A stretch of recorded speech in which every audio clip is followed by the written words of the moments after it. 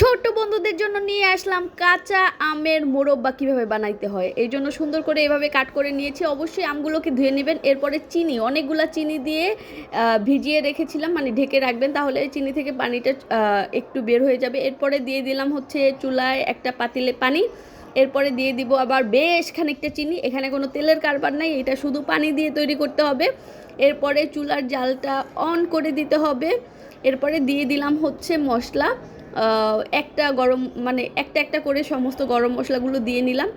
এরপরে আমগুলোকে দিয়ে অনবরত নেড়ে চেড়ে নিতে হবে যতক্ষণ না পর্যন্ত সেদ্ধ হয়। এরপরে দিয়ে দিলাম খানিকটা লবণ, অবশ্যই এটাকে টেস্টের ব্যালেন্স করে।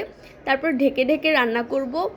আর একদম হচ্ছে চিনি থেকে পানি ছেড়ে দিবে। আর এটা একটু আরও আরও বেশি চিনি দিয়ে দিলাম, কারণ এটা যেহেতু মোরব্বা একটু খেতে মিষ্টি হয়।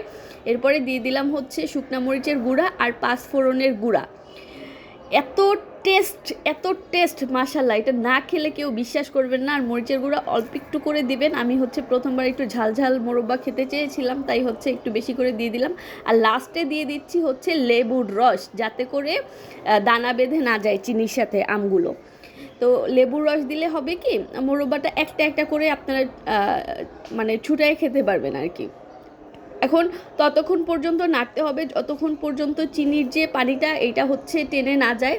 এখন শুধু চিনির শিরাটা থাকবে। এই যে তৈরি হয়ে গেল আমার মজার স্বাদের কাঁচা আমের মোরব্বা।